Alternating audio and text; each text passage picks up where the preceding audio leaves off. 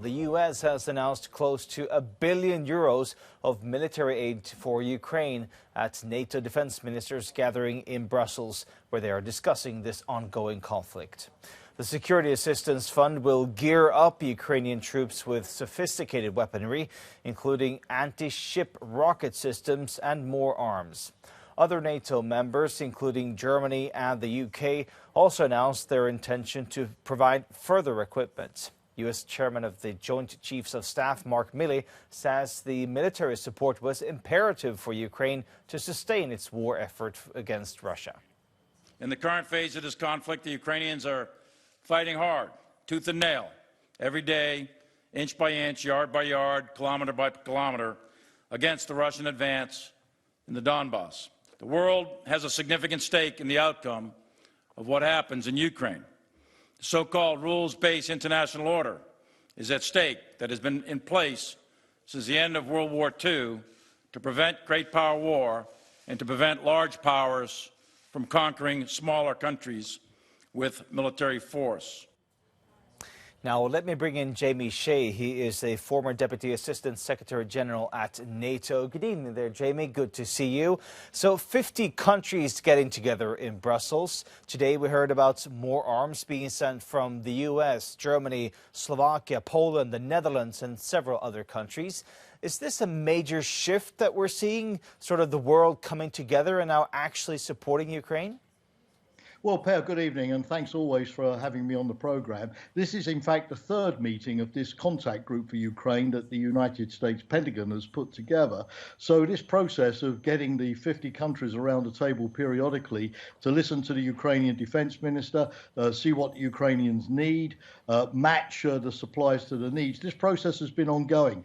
But, Per, you're quite right to say that this meeting in Brussels today does step it up a grade or two. First of all, in looking for different types of weapons now, particularly those heavy weapons, the artillery, anti-ship weapons, multiple launch rocket systems, the long-range artillery, which Ukraine desperately needs if it's to hold the Russians back in the Donbass, and also be able to save Ukrainian soldiers, because it's Russia's superiority in artillery at the moment that's leading to these terrible casualties in the ranks of the Ukrainians, 100 to 200 soldiers getting killed every day. So it's that, but it's also a question of speed, because the Ukrainians are now using up all of their old ex-Soviet military equipment, and they need now to convert to Western, more modern Western systems. And that, of course, requires training, logistics, getting those weapons into Ukraine. So speed is of the essence as well. And I think the third thing, Per, is burden sharing.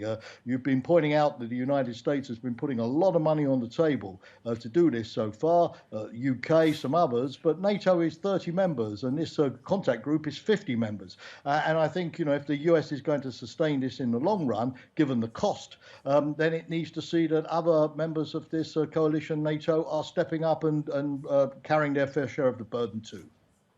Well, I want to talk about that, sort of the burden sharing. I mean, NATO has been very careful about not being seen as getting involved in this conflict. But now we're seeing all these countries and they're sending all these weapons into Ukraine. Is there a risk that they might actually be seen as NATO, in fact, getting actively involved?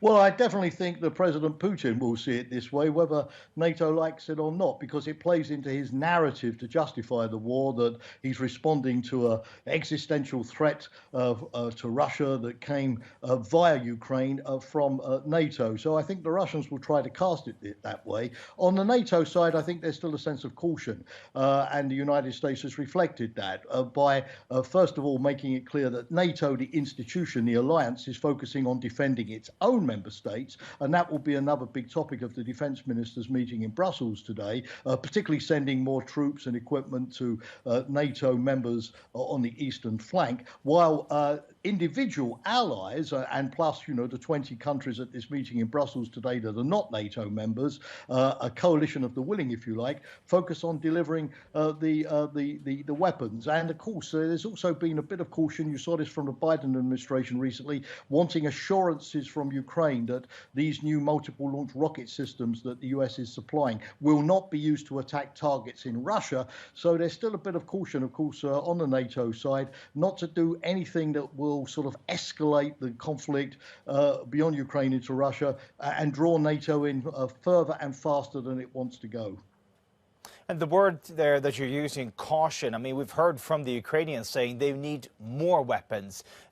There's a sense almost that the West has been sending weapons, but not enough. Now, the weapons that you've heard about being delivered today, what they're promising, will that be enough?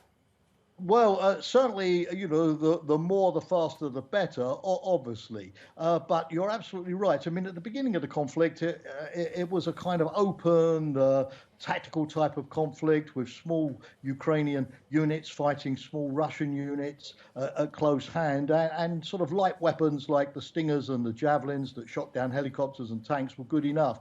But since the Russians have refocused on the Donbass region, they've been bringing in heavy artillery, and we're in a kind of First World War almost, you know, artillery exchange type of conflict. And the Ukrainians say that they're using up 5,000 to 6,000 shells every day.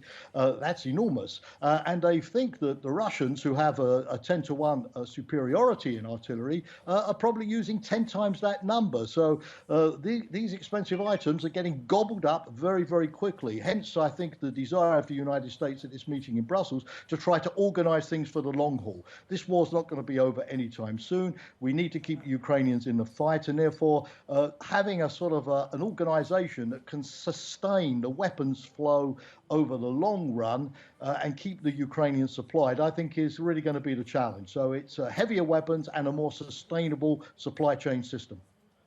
Jamie Shay, thank you so much for your time. And meanwhile, Russia continues its relentless attacks on the eastern Ukrainian city of Severodonetsk.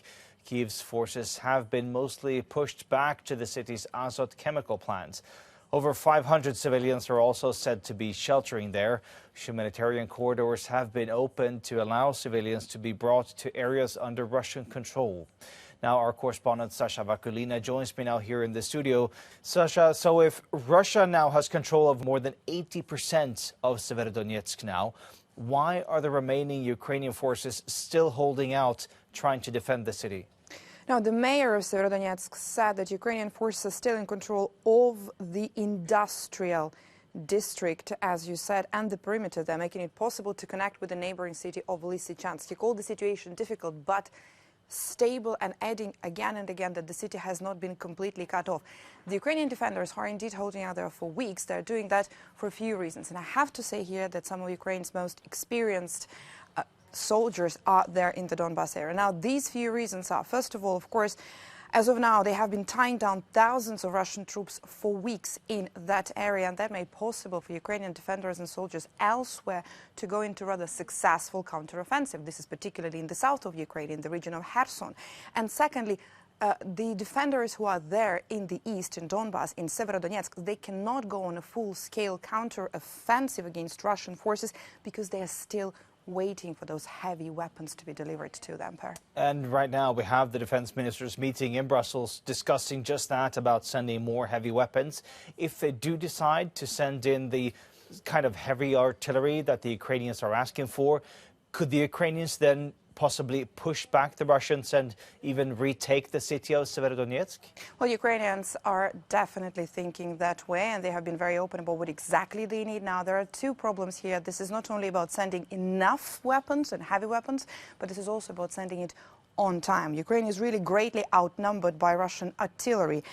And Western aid, despite all the promises, is arriving way too slow and in rather small quantities for the moment. Now, to give you the example how outnumbered Ukraine is, the ratio there sometimes goes to 10-to-1 or even 15-to-1 in terms of artillery pieces available in combat, specifically in the east, where the heaviest fighting is taking place, right? Now, Kyiv requested, they just made it public, the list and the requested items on that list. And I'm going to just pick up one of the items there. For example, we see 500 tanks. Now, this is the list as per presidential advisor. This is what Ukraine needs to end the war. And we have 500 tanks there on the list.